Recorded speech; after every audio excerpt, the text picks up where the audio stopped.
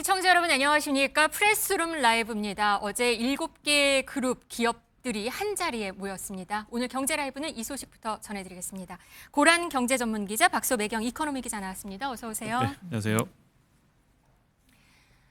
네, 어제 7개 그룹 총수들이 한자리에 모인 자리, 이재명 대통령과의 회동이었는데요. 이 대통령 부탁이 있다고 한 말 무엇이었을까요? 한번 들어보시겠습니다. 혹시 대미 투자가 너무 강화되면서 국내 투자가 줄어들지 않을까? 그런 걱정들을 하는데 그 걱정들은 없도록 여러분들이 잘 조치해 주실 걸로 믿습니다. 비슷한 조건이라면 가급적이면 국내 투자에 지금보다는 좀 더 마음 써주시고 특히 그중에서도 지방의 산업 활성화를 위해서 좀 더 많은 관심 가져주도록 다시 한번 부탁드립니다. 네, 이재명 대통령 국내 투자를 당부를 했습니다. 고 기자, 이게 어떻게 해서 모인 자리였을까요? 일단 한미 관세 협상 후속 대책, 어쨌든 정부가 큰 틀에서 합의는 이뤘지만 구체적으로 실행 단계에서는 기업들의 도움이 절실합니다. 네. 기업들에게 이제 도움을 부탁하기 위해서 아마 했을 텐데요. 아울러서 이 한미 관세 협상이 타결되고 난 이후에 그래서 선방했다라는 소식과 함께 일부 커뮤니티에서는 그런 말들이 저는 눈에 띄더라고요. 야, 이를 통해서 한국은 살기 좋아지는데 한국인들은 살기 어렵게 됐다라는 건데요. 실제로 기업들이 투자할 수 있는 재원은 한정적입니다. 그런데 그 재원을 모두 미국에 투자한다라고 하면 국내 투자 여력은 줄어들 수밖에 없습니다. 그렇죠. 그 부분에 대한 우려사항을 이재명 대통령이 콕 집어서 국내 투자에도 좀 신경을 써달라라고 당부를 했고요. 총수들은 이에 대한 답변을 어제 내놨습니다. 네, 그렇다면 그룹 총수들은 뭐라고 답을 했을까요? 들어보시겠습니다. 미래 기술 개발을 위해 할 수 있는 모든 노력을 다하겠습니다. 향후 5년간 매년 6만 명씩 국내에서 고용을 하겠습니다. 네. SK그룹도 국내 투자와 고용을 좀 적극적으로 진행할 생각입니다. 2029년까지는 최소 매년 14,000명에서 2만 명 사이까지의 고용 효과가 이루어질 수 있다고 생각합니다. 현대차그룹은 향후 5년 국내에서 125조 원, 연간 25조 원 규모의 투자를 추진할 예정입니다. 미래 기술 발전과 지역 경제 활성화에 기여하겠습니다. 저희는 향후 예정된 100조 원의 국내 투자 중에서 60%를 소재 부품 장비에 대한 기술 개발과 확장에 투입해 소재 부품 장비 협력사들과 함께 경쟁력을 높이며 성장할 수 있도록 지원하겠습니다. 네, 총수들은 대규모 투자 그리고 고용으로 화답을 했는데요. 이때 말한 어제 나온 그 금액만 합쳐도 한 800조 원이 된다고 해요. 네, 맞습니다. 현 삼성이 5년간 450조 투자를 하면서 네. 평택 5공장 공사에 착수했고요. SK 최태원 그룹 회장 측은 향후 5년간 이제 600조 원 규모의 투자가 이루어질 거다. 정의선 현대차그룹 회장은 총 120원 원 규모 투자. LG그룹은 5년간 100조 원 합치니까 이제 800조쯤 되는 건데요. 네. 이게 좀 놀란 게요. 사실 기업들이 돈이 없어서 투자를 안 한 게 아니라 규제를 풀어주지 않고 뭔가 투자할 수 있는 환경을 만들어주지 못해서 투자를 안 한 것 같다라는 생각이 들었습니다. 그래서 이재명 대통령도 앞서서 무슨 얘기를 했었냐면 우리가 규제 부분 측면에 있어서는 적극적으로 기업을 도와주겠다. 그러니 투자를 좀 해달라라는 거였는데 이렇게 기업하기 좋은 환경을 만들어주고 기업이 투자를 이어가게 되면 고용도 늘어나고 내수도 활성화되는 일석이조의 효과가 있을 것 같습니다. 네, 삼성전자 450조, 현대차 125조, LG 100조. 사실 이 숫자만 해도 엄청나거든요. 근데 이게 가능한 숫자인가요? 실제로 가능합니다. 왜냐하면 삼성전자가 밝혔던 게 평택 5공장입니다. 근데 평택 5공장을 5년에서 6년간 이렇게 450조 원 이런 이야기를 하고 있는데 공장 하나, 라인 하나를 만드는데 보통 이제 캠퍼스라고 하거든요.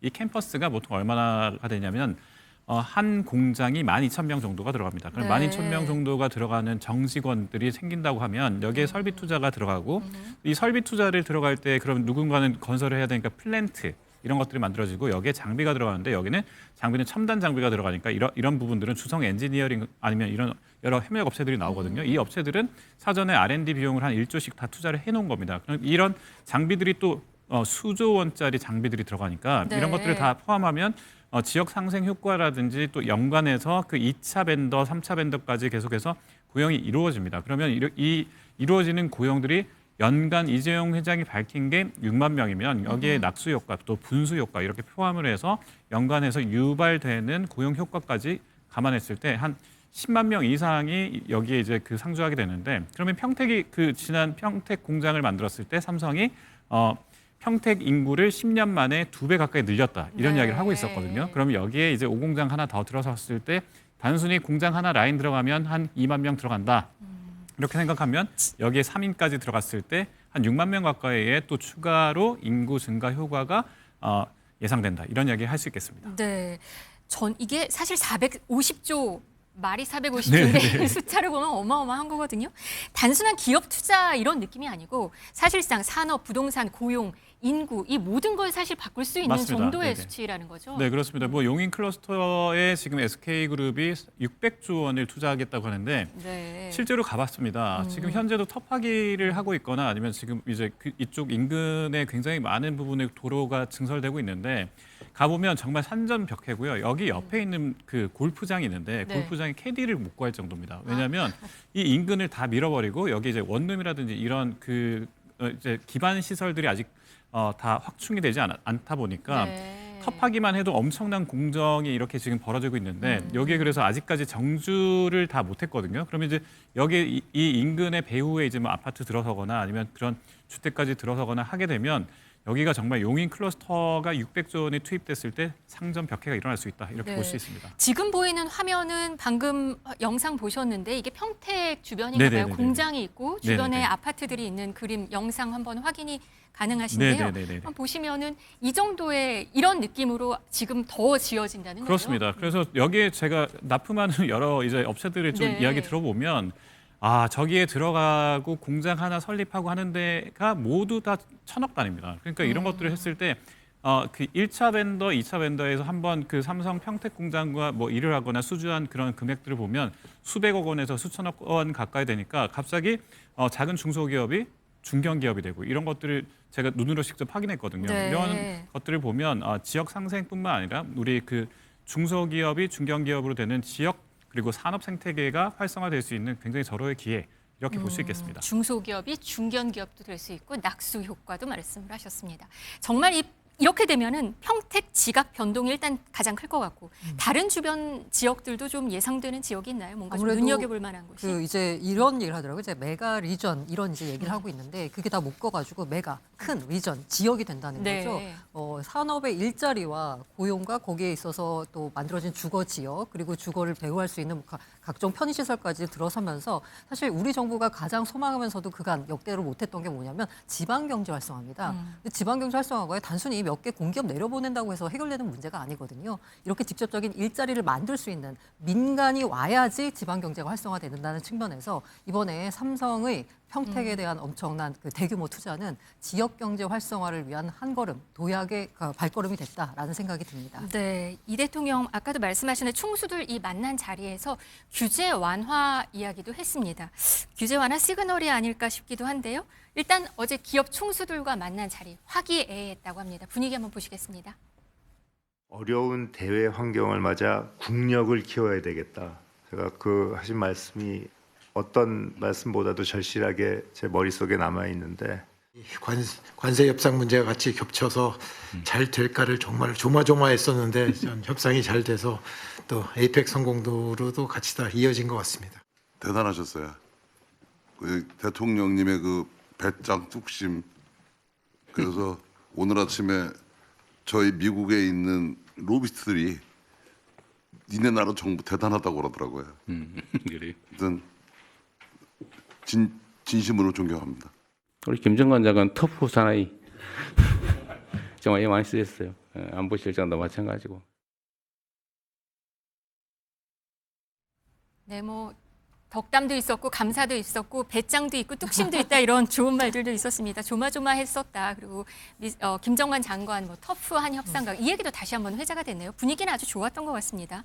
뭐 협상 결과도 뭐 일단 선방했다라는 네. 측면에서 나쁘지 않았고 특히나 이제 우리가 우려했던 게 팩트 시트에 과연 진짜로 우리가 말한 내용이 담길 건가가 좀 우려됐었잖아요. 그런데 이제 백악관 측에서 공개한 팩트 시트에도 역시나 우리가 얘기했던 부분들 특히나 이제 그 투자 관련돼서 200억 한도를 두고 그리고 만약에 우리 외환 시장에 약간 불안정성이 감지될 때에는 그거를 그 한국의 환율 시장을 고려해서 좀 조정할 수 있다라는 문구까지 들어가면서 좀 한시름 좀 덜었다라는 측면도 있고요. 게다가 네. 여기다 또 총수들이 또 대규모 투자 화답을 하면서 분위기는 좋을 수밖에 없었다라는 생각이 듭니다. 그래도 앞으로 남은 일들, 그래도 완전히 끝난 건 아니잖아요. 네, 그렇습니다. 뭐 지금 이제 구체적으로 그럼 200억 달러를 이제 매년 우리나라가 이제 쏟아 부어야 되는데 이랬을 때 이제 SPV라고 해서 미국과 한국이 같이 만드는 이제 그 특수 법인, 특수 목적 법인에서 우리는 돈을 대고 그리고 미국은 그걸 용처를 만들어서 쓰게 되는데 이랬을 때 정말 어느 부분에 써서 또 그게 이제 수익을 정말 배분을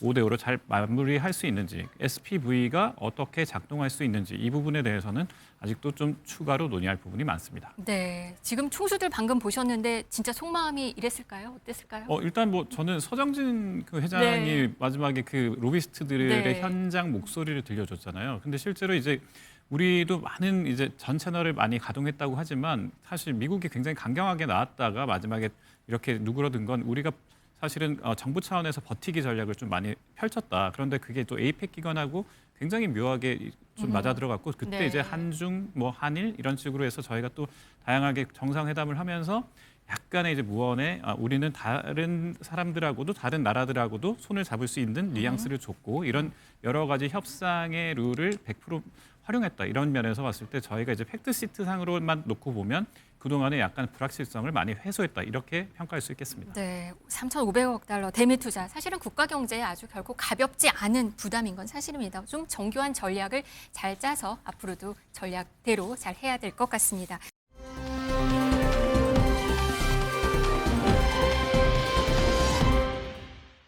우리나라와 미국은 지금 이런 상황이고요.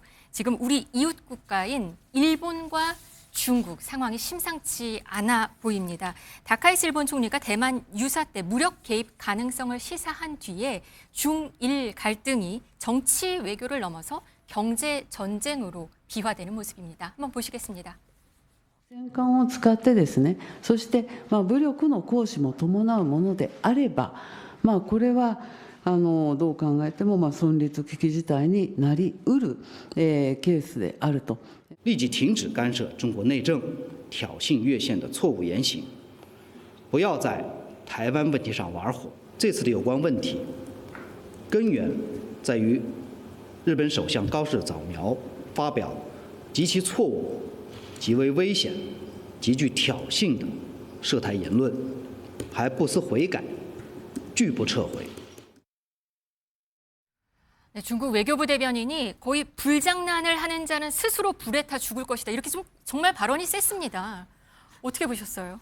저는 약간 그 외교관들이 이런 수준의 발언을 할 수 있다는 것 자체가 너무 놀라운데요. 네. 그런 식으로 앞서 말씀 주신 대로 굉장히 수위 높은 발언을 하면서 지금 현재 중일 관계 거의 최악으로 치닫고 있는 게 아닌가라는 생각이 듭니다. 네. 이전에 이제 그 센카쿠 열도 국유와 관련돼 가지고 중국에서 격렬한 반일 시가 일었었는데 그 이후로 가장 심각한 수준의 아마 반일 감정이 중국 내에서일 것 같다라는 얘기가 나오고 있습니다. 네. 외교부 같은 경우에는 가까운 시일에 일본을 방문하는 것을 엄중히 주의해야 함을 알린다라고 했고요. 그러니까 중국 외교부가 자국민한테 말한 맞습니다. 거죠. 일본 여행 자제를 말을 한 거네요. 그리고 이게 중국 같은 경우에는 사실 그 정부에서 뭐라고 한 목소리를 내면 일제히 일사불란하게 움직이는 경향성이 있습니다. 네. 그래서 중국 국제항공, 남방항공 등 중국 국유항공사가 일제히 무료로 일본행 항공권을 취소해주겠다라고 했습니다. 사실 국유 항공사들이 그냥 일본으로 가는 항공권을 다 무료로 취소해준다라고도 바로 발표를 했다고요. 사실 이렇게 뭔가 네. 분위기가 안 네. 좋은데 이거 취소하는 게 조금 아깝잖아요, 경제적으로는. 네. 그래서 망설인 사람들한테 무료로 취소해 줄 테니까 가지 마라고 이제 얘기를 한 거죠.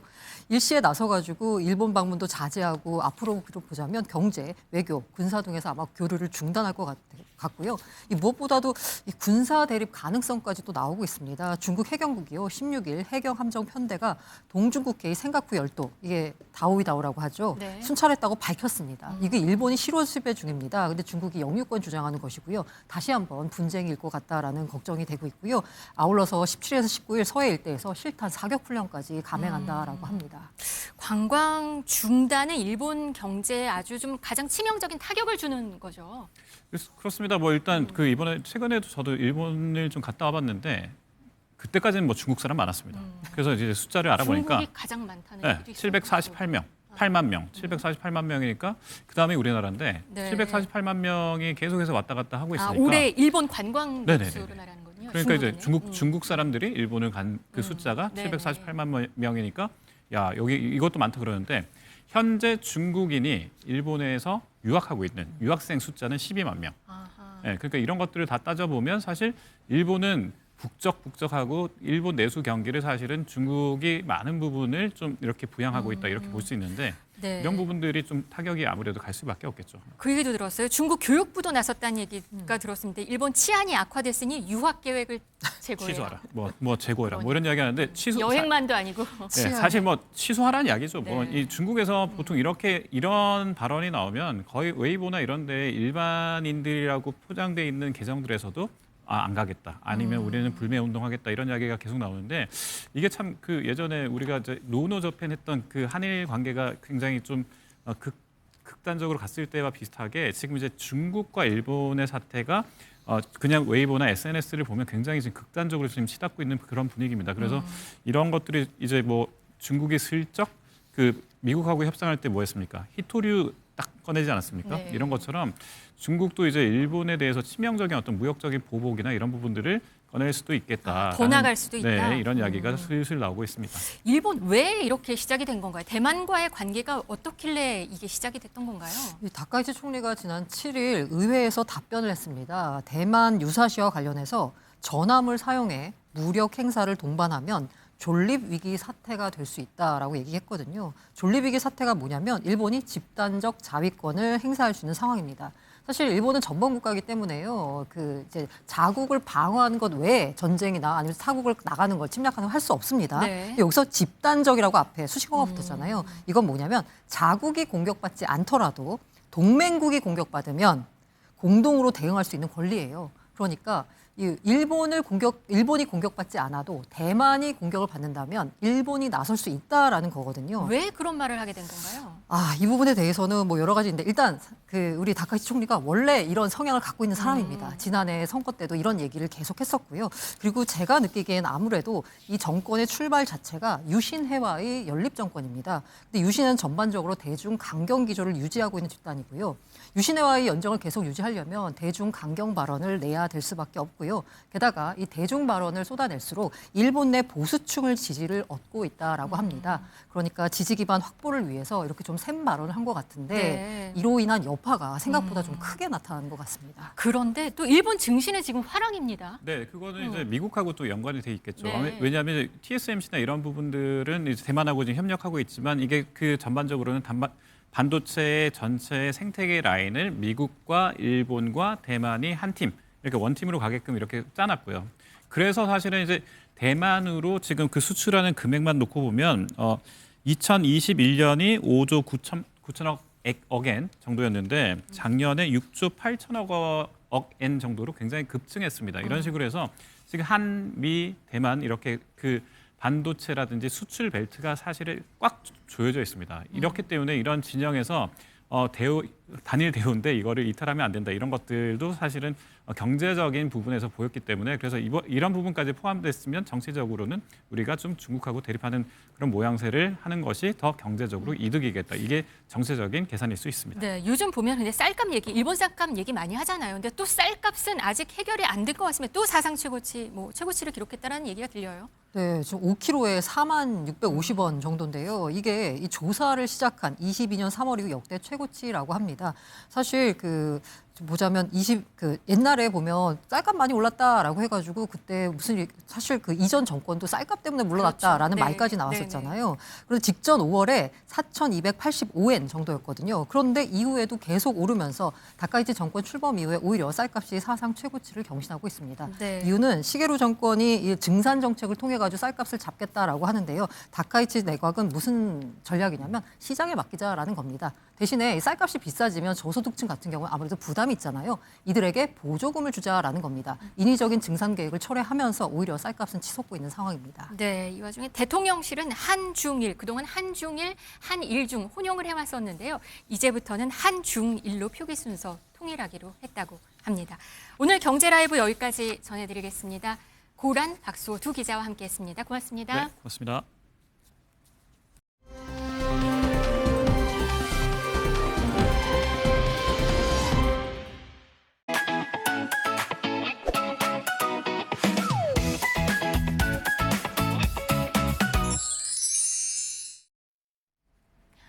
네, 이번엔 부동산 경기 시점입니다. 부동산 전문 김경기 경제부장 나왔습니다. 어서 오세요. 안녕하세요.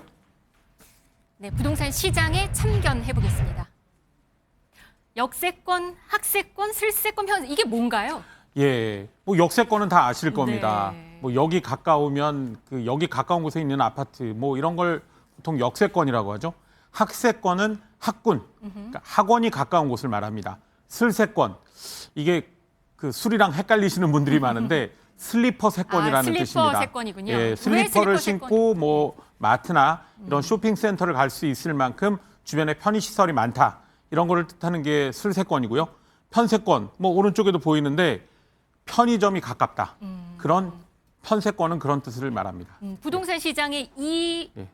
키워드가 각종 세권들이 많습니다. 그런데 네. 오늘 얘기해 주실 거는 오늘 제가 얘기할 거는 역세권이 아닌 옆세권입니다. 옆세권이요. 예, 이건 무슨 옆세권. 뜻인가요? 옆 동네에 있는 세권이란 뜻인 거죠. 그러니까 옆 동네에 있는 그런 어떤 그 인프라는 즐길 수 있으면서 그 옆 동네에서 오히려 규제는 피하거나 가격은 싼 이런 곳들을 가리켜 옆세권이라고 말합니다. 옆에 있는 예. 지역을 말하는군요. 옆 동네 세권이란 옆 뜻입니다. 동네 세권. 예. 지금 지도가 나왔어요. 이게 예, 어떤 예. 의미가 있을까요? 자, 일단 저 옆세권의 대표적인 동네들인데요. 네. 일단 이 김포부터 보시겠습니다. 이 김포는 바로 이쪽, 요 서울 서부권 강서구의 바로 옆 동네입니다. 그래서 이 마곡이나 여의도 쪽을 그 이렇게 출퇴근이 가능한 그런 지역인데 그런데 김포는 규제 지역에 해당이 되지 않습니다. 그렇다 보니 이 서울 서부권의 어떤 그런 인프라는 즐기면서 규제 지역은 피해간 그런 어떤 효과를 보는 지역이 김포고요. 그다음 광명이 있습니다.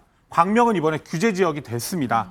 그 규제 지역이 됐지만 이번에 그 분양하는 아파트가 있는데 이 10월 15일 이전에 입주자 그 모집 공고를 신청을 했습니다. 네. 그런 단지인 경우에는 그 이번에 규제 지역 지정 그 토허제가 그 허용 포함이 되지 않거든요. 그리고 뭐 규제 지역이나 각종 이런 게 포함이 되지 않다 보니 그런 어떤 그 옆 동네이면서 피해가는 효과를 누리는 그런 옆세권이 됐고요. 네. 그리고 이제 마지막으로 이제 성남시 복정인데 이 성남 복정은 뭐 이 서울이나 뭐 그 성남 마찬가지로 이번에 규제 지역은 지정이 됐어요. 그런데 이제 얘는 분양가 상한제예요. 그러다 보니 분양가가 주변보다 쌉니다. 주변의 인프라는 다 누릴 수 있는데 분양가가 싸니까 그런 어떤 옆 동네 효과를 누리는 그런 대표적인 새 지역이 됐습니다. 그러면 이 아파트들 세 곳이 옆세권이고 예. 곧 분양할 아파트여서 지금 예, 지금 다 거군요. 세 곳의 그 아파트들이 이제 곧 분양을 앞두고 있는데 이 옆세권 효과로 수요자들의 어떤 관심이 높아지고 모델하우스의 방문객이 늘고 있는 그런 상황입니다. 그렇군요. 이번에 11호 대책이 나온 지 지금 한 달이 지났습니다. 네. 너무 강력해서 꽁꽁이라고 했는데 실제 아직도 꽁꽁일까요? 아직도 꽁꽁이에요. 예, 아직도 꽁꽁. 지금 뭐 저 CG로도 나오는데 서울이 지난주에 0.19%였는데 0.17%로 또 떨어졌습니다. 지금 물론 주간 상승률인 거죠? 예, 이게 한 주 전보다 얼마나 올랐는지 이걸 보여주는 건데 물론 조금 오르긴 했지만 상승폭이 여전히 0.17%로 가고 있고요. 수도권도 마찬가지고 전국적으로도 여전히 상승폭이 유지가 되고는 있습니다. 하지만 계속해서 낮아지고 있는 그런 모습입니다. 실제로 거래는 더더욱 많이 줄은 그런 모습이에요. 네. 그런데 서울 이렇다 보니까 서울 노도강 지역 같은 경우가 좀 눈에 띕니다. 여기서는 굉장히 지금 11호 대책에 대해서 반대하는 목소리가 많다고 들립니다. 예, 그때도 지난주에도 말씀을 드렸는데 이 노도강 뭐 금관구 이런 그 서울 외곽 지역은 사실 가격이 크게 오른 게 없습니다. 크게 오르지 않았는데 그럼에도 불구하고 3중 규제로 묶었다 이런 불만이 나오고 있고 그렇다 보니 실질적으로 아파트값 상승률도 계속해서 큰 폭으로 내려가고 있거든요. 이게 지금 자, 노원구 상황인가 봐요. 예, 이게 그 노원 미래도시 정비사업 추진단이라고 네. 그러니까 노원 그 재건축 추진하는 아파트들 그 위원회들의 어떤 주민들의 모임인데 이렇게 규제 지역을 풀어달라, 토어제를 풀어달라 이런 그 현수막을 지금 곳곳에 붙이고 있어요. 이게 사실은 합법인 경우도 있지만 거의 대부분 이 허가를 받지 않은 경우가 많거든요. 네. 그래서 이제 붙이면 또 이제 그 구청에 와서 이거를 철거를 합니다. 그럼 또 다시 가서 붙이고 철거하고 이런 지금 숨바꼭질이 계속되고 있는 그런 상황입니다. 지금 여기 뭐 언제 갔다 온 상황일까요? 이곳은? 아, 이건 지난 주말입니다. 근데 네. 지난 주말에도 그랬는데 뭐 지난주 내내 지금 그런 모습을 계속 보이고 있다고 네. 하더라고요. 강남, 그런데 이 와중에 강남 아파트는 또 사상 최고치를 기록하기도 했다고 들립니다. 예, 이 규제 지역으로 이 전반적으로 서울이 다 지정이 되니까 오히려 강남 3구 이미 규제 지역이었던 데는 영향이 오히려 없는 거예요. 네. 오히려 또 다른 반사 이 효과가 나타나기 시작을 하면서 더 오른 금액이 나오네요. 뭐 강남이나 서초나 송파나 이렇게 뭐 3천만 원, 2억 5천, 5천만 원씩 그 가격이 오히려 뛰어서 신고가에 거래되는 단지가 속속 등장하고 있는 그런 모습입니다. 네, 정부도 뭐, 참, 네. 근데 이것뿐만이 아니고 한강벨트에서도 이제 그 상승폭 줄어드는 그런 그 상승폭 하락세가 오히려 이제 좀 멈춰가는 멈추는? 그런 느낌. 예, 그러면서 일부 지역, 특히 그 성동구 같은 데는 오히려 지지난주보다 지난주에 그 한 주간 상승폭이 더 높아지기도 했습니다. 네, 정부도 정말 좀 고민스러울 것 같습니다. 예. 부동산 정책의 가장 꼭대기에 있는 두 인물이라고 할 수 있습니다. 국토부 장관과 서울시장. 이 둘이 지난주에 만났다고요? 긴급 회동을 가졌다고 들었습니다. 뭐 좀 내용이 있었나요? 뭐 초강력 대책을 내놔도 여전히 물론 떨어지긴 하지만 그래도 불안한 모습을 보이니까 이 주택 정책의 정부와 어떤 지자체의 가장 그 두 중요한 수장, 뭐 김윤덕 국토교통부 장관과 오세훈 서울시장이 지난주 수요일 서울 정동에서 만났거든요. 네. 그래서 이제 긴급하게 오찬회동을 열었어요. 그랬는데 뭐 일단 김윤덕 장관은 이 서울시장에게 공급을 좀 늘리는데 협조를 해달라. 왜냐하면 인허가나 이런 어떤 실질적인 주택 공급에 대한 어떤 절차를 진행하는 거는 서울시의 몫이거든요. 네. 그래서 요구를 했는데 오히려 또 오세훈 서울시장은 이 노도강이나 너무 전방위적으로 그 지정된 어떤 삼중 규제를 좀 일부 풀어달라. 이렇게 원론적인 얘기를 서로 이렇게 나누는데 그쳤다는 그런 지금 후문이 나오고 있습니다. 뭐 결론이 예. 딱히 많지는 딱 뚜렷이 있는 상황은 아니었군요. 왠지 느낌은 뭔가 얘기는 했겠지만 네. 만나기만 한 것 같은 그런 느낌이 듭니다. 네, 알겠습니다. 국토부 장관과 서울시장 두 사람 사이가 나쁜 건 아닌데요. 그동안 미묘한 갈등이 있었습니다. 한번 들어보시겠습니다. 선호도가 높은 지역의 양질의 고급 주택을 신속하고 지속적으로 제일 좋은 정책은 민간이 스스로의 활력에 의해서 주거를 공급할 수 있도록 활발히 뛰도록 만들고 추가 대책이 필요하다고 판단이 된다면 저는 해야 된다고 생각하는 건 너무나 당연하다 이렇게 생각을 하고 있고요. 지난번에 지정했던 토구역 이상 더 추가 지정 계획은 없습니다. 그래도 이번에 만났으니까 좀 뭔가 내용이 나올 수도 있을까요? 쉽진 않을 것 같은데 그래도 좀 주택 공급 늘려야 되니까 좀 지켜보시죠. 일단 뭐 용산 얘기도 있긴 한데 제가 다음 주에 좀 더 정확히 알아보고 다시 말씀드리겠습니다. 네, 알겠습니다. 다음 키워드 잠깐 보겠습니다. 안 올렸어도 오른다. 이건 무슨 내용인가요? 보유세 얘기입니다. 이 공시가격 현실화율, 그러니까 시세 대비 얼마나 반영을 할 것이냐, 이게 나왔거든요. 네. 69%로 동결을 했어요. 동결이죠. 4년 연속이에요. 왜냐하면 이미 집값이 많이 올랐기 때문에 더 오를까 봐. 그래서 공시가격 현실화율을 동결을 했는데 그럼에도 불구하고 집값이 많이 올랐기 때문에 네. 지금 보시는 것처럼 재산세나 종부세 이런 그 두 개를 합친 보유세는 내년에 다시 큰 폭으로 늘어난다. 뭐 이렇게 보시면 될 것 같습니다. 그렇네요. 서초구 같은 경우는 예. 집값이 많이 올랐으니까 예. 1,600만 원 가까이 예, 내게 되는 예. 셈이 되는 거네요. 40%에서 최대 50%까지 늘어나는 곳이 있을 거라고 하더라고요. 네, 알겠습니다. 이번엔 마지막 질문 가겠습니다. 경기에게 물어봐 부동산만 질문 가겠습니다. 더 낮아질까? 뭐가 더 낮아질까요? 지금 서울 아파트값 사실은 전체적으로 플러스입니다. 근데 계속해서 상승폭 자체는 줄어들고 있거든요. 더 낮아질 수 있을까요? 저도 좀 상승폭이 더 낮아지기를 바라는데 오늘도 이 두 개 중에 역시 X를 들어야 될 것 같습니다. 더 낮아지지 않는 건가요? 예, 더 낮아지지 않을 것 같습니다. 일단 가장 큰 이유는 강남이 여전히 움직이는 그런 모습을 오히려 보이고 있고요. 그리고 성동구 등 한강벨트도 이제 다시 그 상승세가 커지는 모습입니다. 그리고 아파트 매물도 오히려 지금 줄어들고 있어요. 뭐 물론 다만 여전히 그 대출 규제는 더 강해지고 있고 사실상 이제 연말까지 대출은 막힌 그런 상황이고요.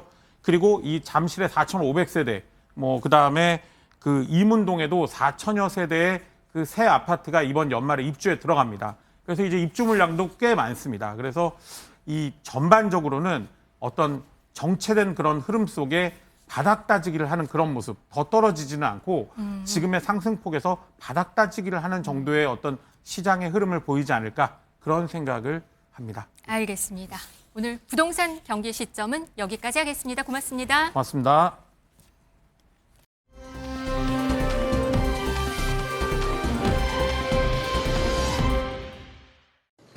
계속해서 뉴스라이브입니다. 실시간 관심을 끄는 화제의 뉴스들 만나보십시오.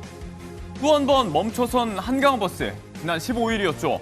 서울 송파 잠실 선착장 인근 강바닥에 걸려서 멈췄습니다. 승객 80여 명이 모두 선착장 이동 후에 귀가 조치됐고요. 다행히 인명피해는 없었다고 하죠. 당초 서울시 얘기와 다르게 원인은 항로 이탈인 것으로 밝혀졌습니다. 수심이 얕은 곳으로 못 들어가게 부표를 설치해놨지만 이걸 넘어서 들어간 건데요. 야간에 항로 표시 등이 충분히 박지 못했다는 서울시의 브리핑이 있었습니다. 이에 김민석 국무총리가 심각한 우려를 나타내면서 비판의 목소리를 냈습니다. 지난 종묘 앞 재개발 공방에 이어서 또 한 번 오세훈 서울시장과 대립각을 세우는 모양새가 연출이 됐는데요. 당시 목소리 한번 바로 들어보시겠습니다. 바로 그냥 턱 하고 숨을 막히는 이곳에서 봤을 때는 그냥 확실하게 딱 막히는 종묘의 정면에 높은 빌딩이 들어서는 것처럼 착각을 유도하고 있거든요, 중앙정부가. 그런데 종묘의 정면은 뻥 뚫려서 빈 공간이 생기는 겁니다. 지난 10일에 종묘를 갔고 14일에는 이렇게 한강버스 현장을 찾았는데 바로 그 다음 날 이런 사고가 난 겁니다. 이런 총리의 비판을 두고 사전 선거운동에 가까운 행태라면서 객관적이고 중립적으로 업무에 임해달라는 국민의힘 송원석 원내대표의 발언도 전해졌죠. 지선을 앞두고 달아오르고 있는 여야, 그 중심에선 한강버스 논란이었습니다.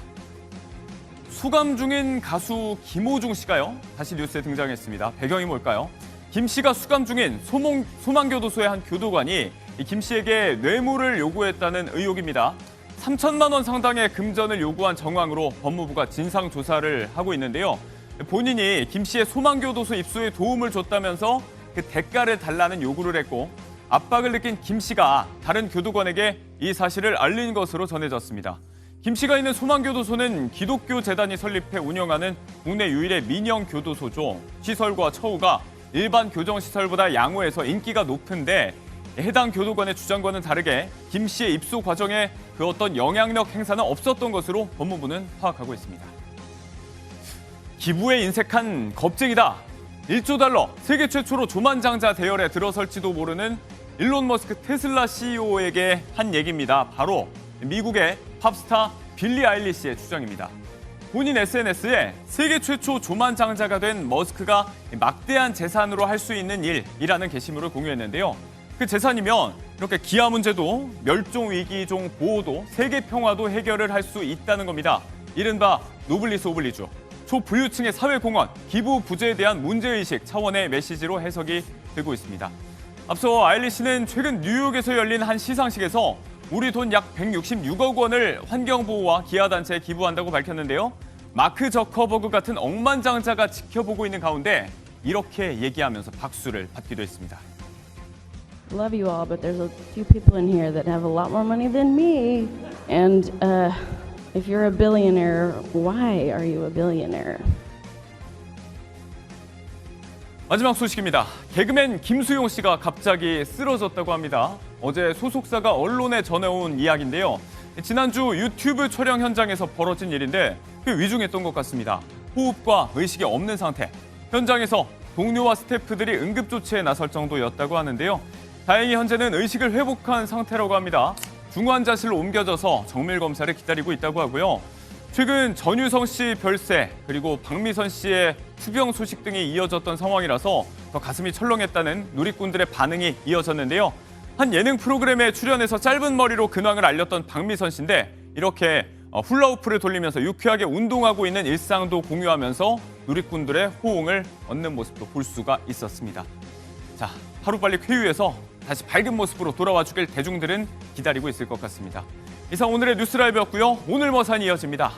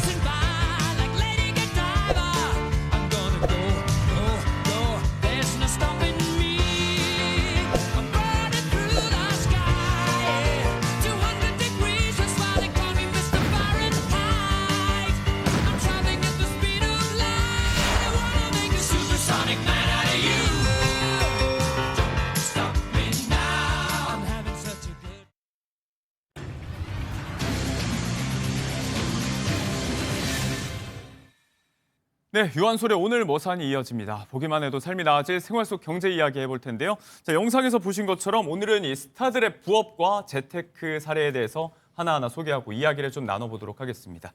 일타 수강생 박진아 아나운서 자리했고요. 오늘은 차영주 와이즈 경제연구소장과 함께 하도록 하겠습니다. 어서 오세요. 안녕하십니까. 네, 자 박진아 아나운서. 요즘 이제 본업 말고 퇴근 후에 부업을 좀 찾는 엔잡러들이 많아지고 있다. 주변에서도 많이 보이는데 이거 좀 설명해줄 통계가 있다면서요? 네, 회사를 퇴근하고 나서 아르바이트를 하러 다시 출근하는 경우가 많아지고 있는데요. 최근 5년 사이에 꾸준히 늘어나고 있습니다. 예. 지난 9월을 살펴보면요. 국내 부업자 수가 69만 9,366명이었습니다. 이게 지난해 같은 기간과 비교를 했을 때 2만 4천 명가량 늘어난 수치고요. 네. 또 4년 전 2021년으로 거슬러 올라간다고 하더라도 이게 꾸준히 늘고 있는 모습 통계를 볼 수 있습니다. 예. 한 가지 일이 아닌 여러 가지 일을 겸하는 걸 엔잡이라고 하는데 이러한 엔잡러들이 늘어나고 있는 이유가 뭘까 하고 살펴봤더니요. 네. 월급은 거의 오르지 않는데 물가는 급등했기 때문입니다. 네. 이게 한 가지 일만으로는 버티기 힘든다는 게 현실인 건데요. 고물가, 임금 정체인 상황에서 전문가들은 부업을 선택할 수밖에 없을 것이다 이렇게 꼬집고 있습니다. 네. 뭐 이제 생활고를 호소하는 차원에서 퇴근 후에는 이제 야간에 뭐 대리기사로 일한다 이런 이야기가 조명이 된 적도 있었는데 최근에는 좀 다양해진 이제 수입도 좀 다변화하고 또 하고 싶은 사업도 좀 해보고 여러 가지 차원의 사례들이 또 주목을 받고 있습니다. 저희가 스타들의 사례를 통해서 좀 확인을 할 수가 있을 것 같아서 하나하나 이야기를 해볼게요. 중견 배우 정보석 씨 같은 경우는 이제 주얼리정으로 굉장히 유명했는데 최근에 또 빵집을 내서 화제가 됐어요. 예, 둘째 아드님이 파티시에 그 빵을 만드는 분이다라고 알려지고 있습니다. 그분이 처음에 운동을 하다가 최근에 이제 빵으로 이제 진로를 바꿔서 네. 그분과 같이 빵집을 차렸다라고 말씀을 드릴 수가 있겠습니다. 처음에 이제 둘째 아들하고 20년 경력의 파티시에랑 같이 성북동 자신의 집을 개조해서 빵집을 열었는데요. 네. 무려 한 120평 정도 되는 빵집이 굉장히 인기를 끌었다라고 합니다. 그렇지만 이제 주차난이라든지 여러 문제에 이제 봉착하고 나서 마곡동으로 옮겨가지고 새롭게 오픈을 했다라고 말씀을 드릴 수가 있습니다. 지금 이제 보시는 것이 이제 마곡동 화면이다라고 알 수 있겠는데요. 네. 그러면서 이제 정보석 씨가 근황을 알렸는데요. 자기가 처음에는 무급이었답니다. 화장실 청소도 하고 주차 안내도 하고 그랬는데 네. 이번에 마곡동으로 옮긴 이후에 사장은 둘째 아드님인가 봐요. 네. 사장님하고 이제 둘째 아드님하고 정식으로 이제 광고 모델 계약을 하면서 매출 5%를 주기로 했다. 네. 이제 나 유급 사원이 됐다. 이런 또 자랑을 SNS 올리면서 네. 현재 근황을 알리고 있다라고 말씀드릴 수 있겠습니다. 자, 이른바 러닝 개런티를 받게 됐다. 매출에 따라서 이제는 월급도 좀 만지게 된 배우 정보석 씨 이야기입니다. 빵집 이야기했고 사실 이렇게 요식업에 뛰어든 연예인들의 경우는 정말 많은데 이분들도 음식점을 하고 있더라고요. 이제 개그맨 김원효 씨, 심진아 씨가 부부인데 이분들은 또 김밥을 너무 좋아해서 김밥집을 하고 있다고요. 예, 김밥을 너무 좋아해서 전국을 다니면서 김밥을 드셨다라고 해요. 제가 제 아내랑 빵집을 전국을 순례하는 거랑 거의 비슷한 의미다라고 말씀을 드릴 수 있겠습니다. 근데 김밥집이 마음에 들었나 봐요. 한 10주씩 사다가 냉동을 해놨다가 이제 드셨다라고 얘기를 하고 있습니다. 그 정도였군요. 그러다가 이제 이분을 이제 설득을 해서 김밥 사업을 이제 제안을 했고 체인점을 이제 열게 됐는데 네.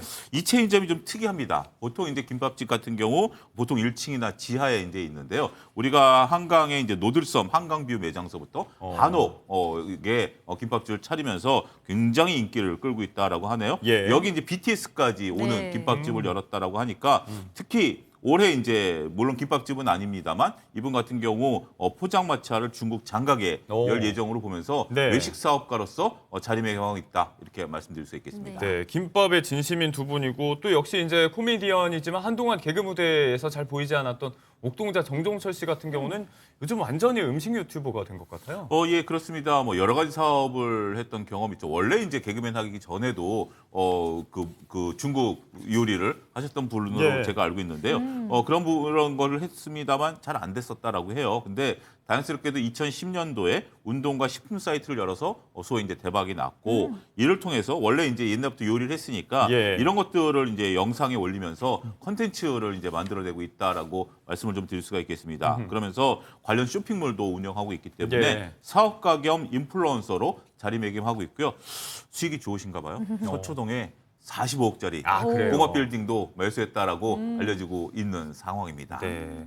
저는 이제 뭐 집에 저녁 차릴 때 메뉴 소재 고갈되면 좀 종종 참고를 하고 있는데 이 시간 빌어서 잘 보고 있다는 말씀 좀 드리고 싶고요. 예. 요식업을 하고 있는 연예인들은 워낙 많아서 이 시간에 다 소개를 해드리진 못할 것 같고 다른 차원으로도 한번 볼게요. 이제 화가라는 호칭이 조금 더 본인에게 익숙해진 것 같은 가수 솔비 씨 얘기인데 이분이 그림 그린다는 얘기는 이전부터 좀 있었잖아요. 예. 최근에 좀 주목받고 있는 것 같아요. 예, 말씀하셨다시피 지금 연예인분들 중에 외식 사업을 하시는 분들도 있고 네. 그림을 또 그리시는 분들도 몇 분 계세요. 근데 이제 솔비 씨 같은 경우 본명이 이제 권지한 씨인데 예. 이제 화가는 권지한으로 활동을 하고 있다라고 알려지고 있습니다. 벌써 데뷔 12년 차라고 얘기를 하고 있고요. 포르투갈에서 첫 개인 초대전을 열고 10월부터 대구에서 개인 초대전을 또 열고 있다라고 하네요. 처음에 화가를 할 때 주위에서 조금 비아냥거리는 소리를 좀 들으셨답니다. 예. 사과는 그릴 줄 아니? 뭐 이런 정도의 얘기를 들었음에도 불구하고 네. 이때 본의를 일으켰던 것이 삼성의 이건희 회장의 어록을 통해서 이것을 무슨 이뤄냈다고 얘기였나요? 하네요. 이건희 회장님이 취미 생활이라도 남의 을 도울 수 있다면 그것은 굉장히 훌륭한 일이다라는 어록을 보고서 자신이 용기를 내서 시작을 했다라고 합니다. 네. 그러면서 최근에는 경주 에이펙 정상회담에서 우리가 세계를 물들이는 K미술 특별전의 공식 홍보대사로 활동을 하면서 네. 이 작가로서 인정을 받고 있다고 하네요. 솔비 씨 작품 같은 경우 대략 2,300만 원 정도 고가를 그래요? 하고 가격이 계속 올라가고 있다고 합니다. 또 오르고 있대요? 예, 그러면서 우리가 엘리트주의가 있는 우리나라 미술계에 약간의 비판적인 부분들도 있습니다만 네. 그거를 이겨냈다라는 점에 있어서 정말 훌륭하다 이렇게 말씀드릴 수가 있겠습니다. 네, 뭐 팔리는 그림의 가격 이런 거 봐도 더 이상 이제 취미 생활로 규정할 수가 없는 수준이 되고 하고 있는 것 같습니다. 자, 이렇게 본인이 하고 싶은 일, 본업 외의 면모로 주목을 받고 있는 성공적인 사례도 이야기해보고 있는데 이 경우는 어떨까요? 중견 배우 임채무 씨가 운영하고 있는 놀이동산 사실 뭐 이제 생활고 속에서도 어려움을 겪으면서 많이 운영하고 있다는 얘기도 있었는데 최근에는 잘 되고 있는지 좀 궁금해요. 네, 임채무 씨는 경기도 양주에 놀이동산을 운영하기로 유명하죠. 1990년도에 이렇게 사비를 들여서 운영을 했고 현재도 운영 중에 있습니다. 예. 평수는 16,000평이 넘는 부지에 직원들의 복지도 좋았고요.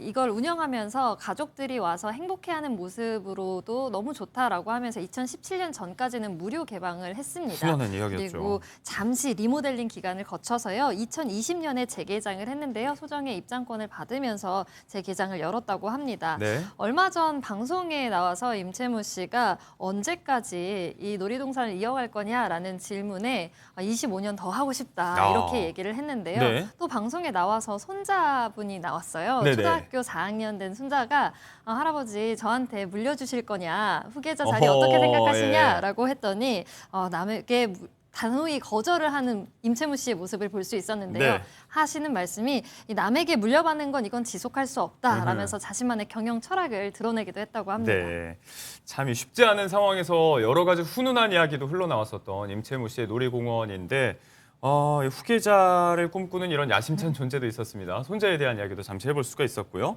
자, 다른 차원도 한번 볼게요. 배우 겸 가수죠. 이 테크노 여전사로서 굉장히 신드롬을 일으켰었던 이정현 씨 같은 경우는 이제 아이를 낳고 두 딸아이의 엄마가 됐는데 최근에는 요리 동화책 작가로 변신을 했다고. 예, 굉장히 어떻게 보면 하고자 하는 일에 욕심이 좀 많다. 긍정적인 부분에 있어서 예. 10대 가수로 데뷔를 하면서 테크노 전사로서 굉장히 이제 우리가 이제 손가락을 이렇게 하면서 이정현 씨의 이제 그 부분에 이제 굉장히 좀 퍼포먼스를 네. 신드롬을 일으켰죠. 근데 20대에는 또 영화 감독으로 데뷔를 하면서 네. 그분이 직접 연출한 영화가 각종 영화제 맞아요. 초청을 받았다라고 합니다. 최근에는 두 아이를 이제 두 딸을 낳고 아이와 같이 요리를 하는 요리 동화책을 최근에 내면서 요리 동화 작가로 현재 다시 변신했다라고 말씀드릴 수 있겠습니다. 엄마니까 요리할 때 특히 이제 딸이니까 얼마나 기분 좋고 재미있겠습니까? 그렇죠. 또 딸들도 엄마가 하는 행동을 따라하고 같이 이제 요리를 한다라는 면에 있어서 매우 긍정적인 시너지 효과를 내면서 어떻게 보면서 아이랑 같이 음식해서 먹고 그걸 통해서 돈도 벌고 네. 꼭 먹고 알 먹고 뭐 그런 모습이 아니겠나 이렇게 설명드릴 수가 있겠네요. 뭐 여러 레시피들 손맛이 좋은 걸로도 유명한데 이렇게 책까지 낼 수가 있었다. 책 이야기 하니까 또 자연스럽게 이분이 떠올라요. 배우 박정민 씨가 또 독립출판사를 운영 중이잖아요. 예, 본인이 이제 굉장히 책을 좀 좋아하는 분이다라고 얘기를 하고 있습니다. 그러면서 2019년서부터 2년 가까이 홍대 근처에서 독립서점을 이제 꾸며왔는데요. 예. 그동안에 이제 자기가 재미있게 읽은 책들을 다른 사람과 나누고자 하는 욕구가 컸다라고 합니다. 그러면서 이제 출판업에 관심을 갖고 출판업을 시작을 했다라고 말씀드릴 수 있겠습니다. 예. 최근에 운용 관련해서 이제 흑자를 좀 내고 있다라고 얘기를 하면서 그렇더라고요. 종업원도 뽑았다라고 하고 있는데요. 이분이 낸 책 중에 특이하게 오디오북이 있습니다. 네. 오디오북 같은 경우 이제 박정민 씨의 아버님이 시력을 잃으셨다라고 하네요. 좀 안타까운 네. 일입니다만 아버지를 위해서 오디오북 제작에 뛰어들었고 그런 것이 지금 이제 오디오북까지 출판을 내고 있다라고 말씀을 드릴 수가 있겠습니다. 예. 돈을 많이 벌지는 않지만 그래도 내가 하고 싶은 일을 하고 있다는 것에 대단히 만족감을 갖고 있고요. 예. 1, 2년 정도는 마음 편하게 하고 싶은 것을 하자라는 생각으로 열심히 하고 있다. 네. 그렇게 말씀드릴 수가 있겠습니다. 자, 쭉 보신 것처럼 이제 잘 되고 있는 일도 있고 그렇지 않은 경우도 있는데 뭐 늘어나고 있는 엔잡러 부업 인생과 관련해서 저희가 좀 참고할 만한 소개해드릴 만한 사례들로 스타들의 이야기 구성해서 좀 보여드리고 있다 이렇게 접근을 하시면 좋을 것 같습니다. 자, 이번에는 부업 얘기했으니까 재테크 이야기로 한번 넘어가 볼 텐데 이 분야는 단연 이제 또 연예계 대표 큰 손으로 불리는 전원주 씨 이야기 안 할 수가 없어요.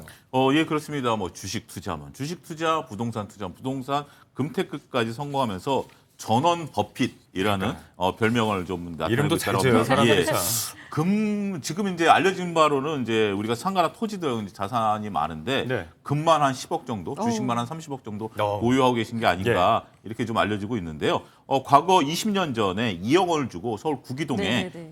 자택을 구입을 했는데 최근에 한 40억 가까이 이제 올랐다라고 합니다. 예. 금매를 사서 이런 것들을 재테크를 했다라고 좀 알려지고 있는 상황이고요. 네. 또 한 가지 이제 주식 투자 같은 경우 과거 여러 예능 프로그램에서 2011년에 네. SK그룹이 이제에서 이제 SK 반도체를 이제 인수했을 때 현대반도체였죠. 그게 이제 하이닉스로 이름이 바뀌었는데요. 그걸 아직까지 보유하고 있다고 합니다. 그러면서 자기는 주식을 팔지 않는다. 장기 투자한다. 이런 것들을 소식껏 밝혔다라고 말씀드릴 수가 있겠습니다. 네. 여러 가지 자산들이 있는데 어마무시한 자산이 현재 시장에 알려지고 있다. 이렇게 이 정도로 정리하도록 하겠습니다. 말씀하신 종목은 이제 2만 원대에 들어갔다고 하니까 지금 몇 배지 하는 분들 계실 것 같아요. 저희 시청자분들 가운데서는 또 주가 정확하게 알고 계신 분들이 많기 때문에 가늠이 될 것 같습니다.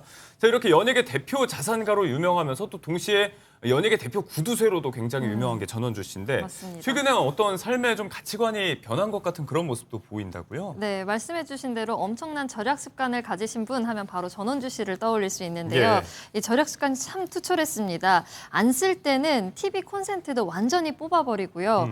벽을 짚고 깜깜해도 벽을 짚고 다닐 정도로 조명 하나만 켜놓고 다녔었다고 이야기를 한 바 그렇더라고요. 있습니다. 정말 남다른 절약 습관을 보여줬는데 최근에는 조금 달라진 모습을 보여주고 계십니다.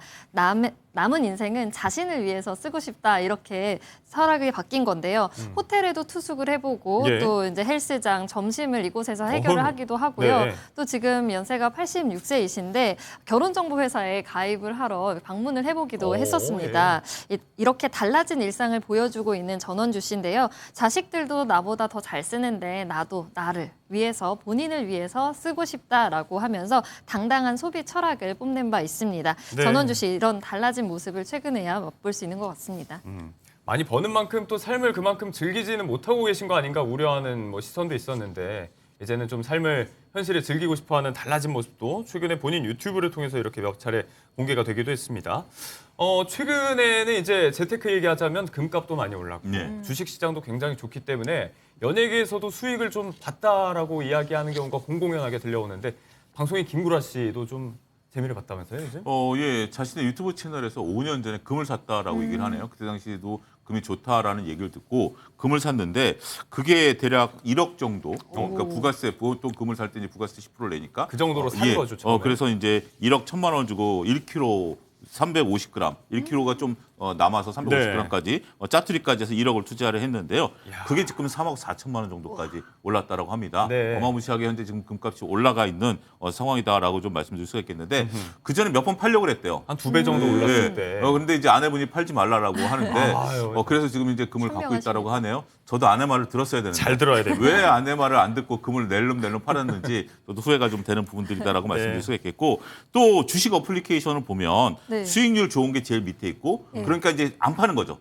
오히려 많은 분들이 반대로 하는데 수익률 좋은 게 밑에 있는데 삼성전자 같은 경우 한 100% 정도 수익이 났다라고 합니다. 대략 한 5만 원 밑에서 주식을 산 것으로 알려지고 있기 때문에 주식이란 금 같은 경우 우량주를 장기 투자하고 있구나 이렇게 설명이 가능하겠습니다. 이 역시도 최근 가격 생각하면 가늠들이 잘 되실 것 같습니다. 이 얘기도 한번 해볼까요? 송은희 씨 같은 경우는 30년도 넘게 전에 들어놓은 연금 저축이 하나 있는데 이때 이자율은 굉장히 높을 때였잖아요.